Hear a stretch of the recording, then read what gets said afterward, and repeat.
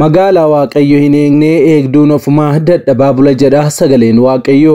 Addunyaan keenya baay'ee of jaallachuu fi ofittoo ta'uu ishee irraa kan ka'e meeshaa waraanaa dhala namaa lafarraa duguuguu hojjetachuun ittiin wal balleessuuf fiixee geessee jirti.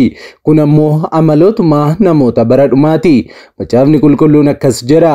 Namoonni warra ofittoo sassatoo of jajoo afuufamoo arrabsituuwwan warra abboota isaanii fi haadhota isaaniitiif hin abboomamne warra galata hin qabne warra wanta qulqullaadhaan mormanin ta'u warra jaalala of keessaa hin qabne warra araaran jaallanne warra maqaa namaa balleessuudhaan warra of hin qabne warra namatti hin madaqne warra waan gaarii jibbanin ta'u ati garuu isa barsiifamtee cimsitees isa itti amante sana eenyufaa irraa akka barte waan beektuuf isatti qabamii jiraadhu jedha. Lammaffaa Xiimotewos boqonnaa 3 lakkoofsa 2 hanga 14. Amma addunyaan iddoo lamatti wal hirtee meeshaa waraanaa ishee arraba isaa qabatte biyya diina kooti jettu hundumaatti garagalchitee daqiiqotaa eeggataa jirti. Waraana addunyaa sadaffaa dhala kan jedhame sodaatamu baay'ee giddu galeessaa akkuma sodaatamee addunyaa tarree lamatti hiriirseera. Sararri diimaan Ameerikaan keessa cabee Iraan imbaasii Ameerikaa fi humna qilleensaa Israa'el daaraa yoo gootu Ameerikaan waraana 45,000 baay'ee giddu galeessaa qabdu hundumaan Iraan marsitee jirti. Akkasumas Ameerikaan doonii waraanaa fi jeetii waraanaa ishee dabalataan halkan guyyaa utuu hin jedhin hatattamaan baay'ee giddu galeessaatti akka imalan ajajjee jirti. Kana malees waraana Israa'el Iraan irratti banteen bukkee dhaabbattee gargaara kan jirtu Ameerikaan waraanicha keessa seentii sodaan jedhu uumameera. Kun garuu waan hafu miti. Doonaald Tiraamp Iraanotaan dafaa harka kennadhaa qilleensa keessan to'ataa jirraas jedhaniiru. Biyyoonni guddina ikoonoomii fi humna waraanaan gurguddoodha jedhaman G7 jedhamanis walgahii hatattamaa ta'aniin guutummaan guutuutti Israa'el deeggaruu irratti walii galaniiru. Iraan hoolaa qalmaaf qophoofte taateetti. Guyyaan isaa beekamu baatus daaraa godhanii biraa deebi'uuf murteessaniiru. Gama biraan magaalaa guddoon Iraan Teheraan ergaa guyyaa lamaan dura akeekkachiisni gadhiisaa ba'aa jedhu itti darbee onaa taatee jirti. Lammiileen Iraan halkan guyyaa utuu hin jedhin guyyoota lamaaf konkolaataaf miilaan keessaa baqataa jiru. Buufanni gabbisa niwukilaaraa Iraan Israa'eliin ijaaru kutameef baay'oliin carallaan niwukilaaraa miliqee ba'uun balaa seenaa keessatti hin dagatamne uuma jechuun sodaataa jiru. Iddoon mootiin Iraan dhokatanii jiranis beekameera. Ameerikaan waan hundumaa bira akka geesse hubachiifteetti dhiiga baay'ee giddu galeessaa keessatti dhangala'aa jiruuf waaqayyoon akka dannu jecha taateewwan halkaneedaa uumamaa bulan bal'ina isaa isin biraan geenya nu waliin tura.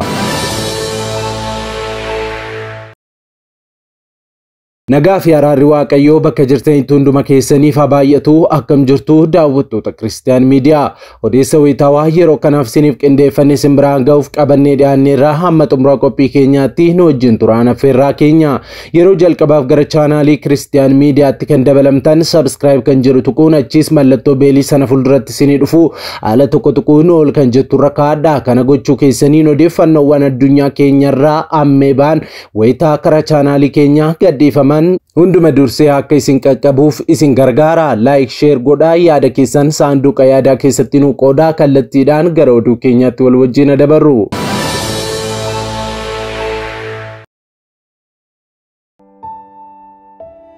Viidiyoon kun namoota baay'ee biraa akka qaqqabu like gochuudhaan jalqaba.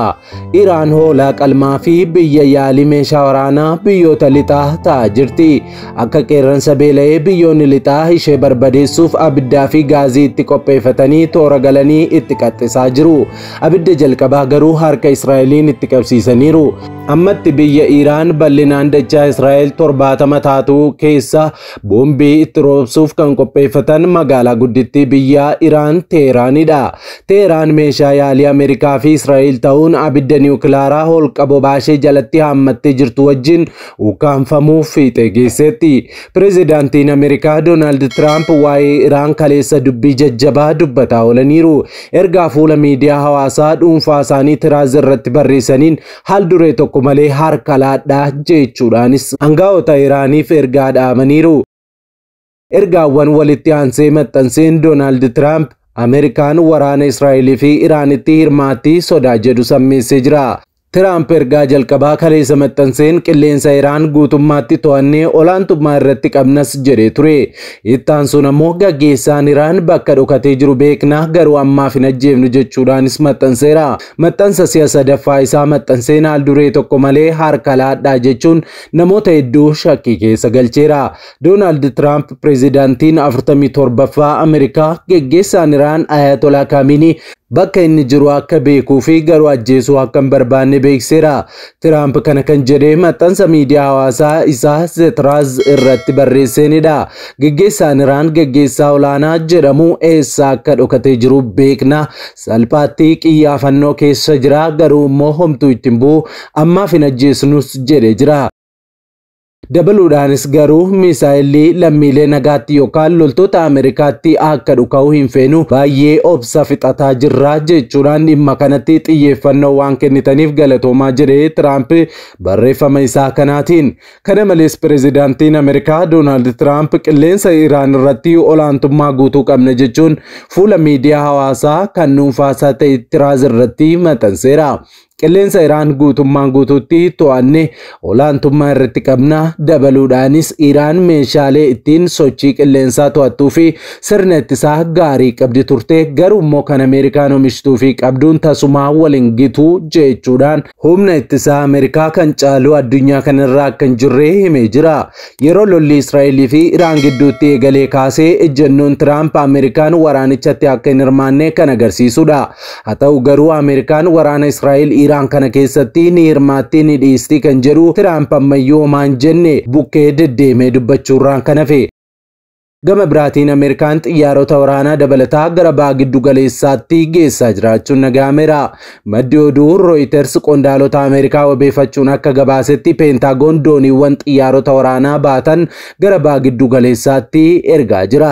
Kunis Israa'elii fi Iraan gidduutti lolli hammaataa deemuu hordofeeti. Qondaalli Ameerikaa tokko Reutersitti akka himanitti Ameerikaan xiyyaarota waraanaa ishee ammayyaa kanneen akka F-16, F-22 fi F-35 jedhaman bobbaafte akka jirtu ibseera. Ameerikaan waraana Iraanii fi Israa'el gidduutti geggeeffamu kana irratti kallattiin hirmaachuu dandeessi kan jedhus yaaddoon jabaataa dhufeera. Odeessa amma bahaa jiruun Iraan kaleessa galgala buufata waraanaa humna qilleensaa Israa'el misaayiliidhaan daaraa gochuu beeksiftee jirti. Kana kan jette Teheraan Israa'el humna qilleensaan ni rukute sanaan nu barbadeessuuf turtee an dursee rukute jechuudhaanis beeksiftee jirti. Iraan gama isheetiin misaayila ishee ofiif kalaqxee fi ammayyaa ta'een kaleessaa yeroo jalqabaatiif Israa'el ittiin haleeluu beeksifte. Gaazexaan Israa'el Haaretis jedhamu ministeera ittisaa Iraan wabeeffachuun akka gabaasetti Iraan misaayila ammayyaa har'aa yeroo jalqabaaf Israa'el haleeluuf itti fayyadamte jedheera. Dubbii himaan ministeera ittisaa Iraan TV mootummaa biyyattiitti himan jechuun Haaretis akka gabaasetti Iraan misaayila haaraa yeroo jalqabaaf fayyadamte. Diinni Israa'el jechuu isheeti waraana yeroo dheeraa damdamachuu hin danda'u haleellaa tasaa misaayila haaraa akkasii caalmaatti isa eeggate jedhan qondaalli Iraan kun. Eegdonni warraaqsa Iraan akka jedhetti misaayilli kun galgala keessa dhukaafame. Misaayilli kun Hypersoonikii Faataa waan jedhama. Misaayilli kun jalqaba waggaa kanaa yeroo biyyoonni lamaan wal dhaban dhukaafameera. Erga dhiyoo walitti bu'insi eegalee garuu reefu dhukaafame. Misaayilli Faataa jedhamu humna qilleensaa Israa'el rukute kun jalqaba bara 2023 kan ifa ta'e yoo ta'u maqaan isaas kan moggaafame hoogganaa fi abbaa murtii biyyattii olaanaa Ali Khameneiidhaani. Eegdonni warraaqsaa Iraan yeroo misaayilichi ifa ta'e sanatti waa'ee misaayilichaa yoo ibsan kan Israa'el haleeluu jedhanii turan. Barjaan guddaan barreeffama afaan Ibruutiin gara Teel Aviv sekendii 400 jedhu irratti barraa'ee magaalaa guddoo Teheraan keessaa dhaabbatees ture. Iraan misaayilli kun haala saffisaadha jettus ekspertoonni waraanaa garuu shakkii irraa qabu. Oduu daqiiqota dura bayan ammoo Iraan jiraattonni ollaa Teel Aviv akka gadhiisanii baqatan akeekkachiifte. Teel Aviv magaalaa guddoo Israa'el jechuudha. Eegdonni warraaqsa Iraan jiraattonni magaalaa Israa'el Teel Aviv akka gadhiisanii ba'an akeekkachiisaniiru miidiyaan akka gabaasetti. Akeekkachiisni kun raayyaan ittisaa Israa'el IDF dirooniiwwan lama gama bahaa dhufan qolachuu erga ibseedhaan boodadha. Yeroo dirooniin dhufee bakkeewwan Israa'el Deed Siyaa jedhamanitti sagaleen akeekkachiiftuu dhaga'amee jira. Odeessuma dabalataa amma ba'aa jiruun ammoo pireezidaantiin Ameerikaa Doonaald Tiraamp buufata niwukilaaraa Iraan haleeluuf yaada akka jiran maddeen ibsaa jiru. Miidiyaan Ameerikaa CBS akka gabaasetti Tiraamp buufata niwukilaaraa Fordow dabalatee buufataalee gabbisa niwukilaaraa Iraan haleeluuf yaada qaban jedhes jira. Maddeen keessa beekan irraan odeeffadhee kan jedhe CBS akka gabaasetti marii Tiraamp galgala kaleessaa mana maree nageenyaa waliin taasiseen Ameerikaan Israa'el irra goruun Iraan haleeluu qabdi moo hin qabdu kan jedhu ajandaa marii keessaas tokko ture. Haa ta'u garuu gorsitoonni Tiraamp gidduutti yaadi wal fakkaataan hin turre jedhameera. Doonaald Tiraamp walga'ii biyyoota G7 Kaanaadaatti gaggeeffamu addaan kutee akka gara biyyaatti deebi'ee ni yaadatama. Kana wajjin wal qabsiifnee odeeffannoon xiqqoo hin qabdu waan ta'eef akeekkachiisa ilmaan Oromoo Yemen magaalaa sana naannoo hidhattoonni Huutii bulchan jiru tokko ilmaan Oromoo biraan nuuf ga'i jedhee nuuf qoodee isin biraan hageenyu. Namni kun akkas jedha, an Yemen magaalaa sanaan jira naannoo hidhattoonni Huutii bulchaa jiran jechuudha. Ilmaan Oromoo karaa seeraan alaa gara Saawudii imalanii milkaa'uu dadhabanii fi gara boodaatti deebifaman hedduun yeroo ammaa kana abdii kutatanii leenjii waraanaa Huutii irraa fudhatanii gara Iraanitti deemanii Iraaniif loluuf socho'aa jiru. Wanti kun dirqama utuu hin taane jaalammiileen Yemen fedhii isaaniitiin leenji'anii gara Iraanitti imalanii lola Israa'el gargaaraa jiraniif warri ilmaan Oromoo keenyas fedhiidhaan jaraa heeyyamsiisanii ijoollee baay'ee leenjii fudhatanii gara Iraan deemanii Iraaniif loluuf murteessaa mari'ataas jiru. Adaraa yaa Oromoo, waraanni Iraanii fi Israa'el dhimma amantaas miti. Waraana abbaa qabuu nuun ilaallannee seentanii gubatina. Nuti buddeena nyaannee maatii keenya rakkina keessa jiranuu ganaa gargaaruuf jenna waan baay'eetu nu eeggata. Fedhiidhaan miiraan taatanii garas deemuu mitiitii goyyomfamtaniiyyuu abidda biyyoota quufoo lamaan gidduu hin seenina. Meeshaa yaalii waraanaa Israa'elii fi Iraanis hin ta'ina. Iraanonni baay'ina loltoota waraanaa hin namne. Uummata Israa'elitti waraanaa dachaa 10 naanna'u qabu. Namoota waraana leenji'anis miliyoona 3 ol qabu. Kanaaf kaayyoo oliif gadi deemnee jireenya keenya fooyyeffachuuf dhamaa jirruuf yaada maatii keessan isiniifan dabarsa jettanii biraa dhuftan yaadaati. Amma yeroon darbutti eegaa obsaa aariin jarjartanii waan isin hin galchine keessas hin galinaas jedheera. Nama kana bakka jirutti Waaqayyo si eegu jechaa ergaa jabduu nuuf dabarsiteef galatoomittiin jenna. Itti dabaluunis nutis ilmaan keenya naannoo sana jirtan waan adeemaa jiru kanarraa fagaadhaa. Yemenoonni Iraaniif ijaa deemanii lolaniif miira keessa galtanii waan isiniin hin ilaallanneen karaatti nyaatamaa abiddaa hin ta'inaa jechuu jaallanna. Waaqayyo baha giddu galeessaa fi addunyaa keenyaaf nagaa qabuusu Waaqayyoon kadhannu.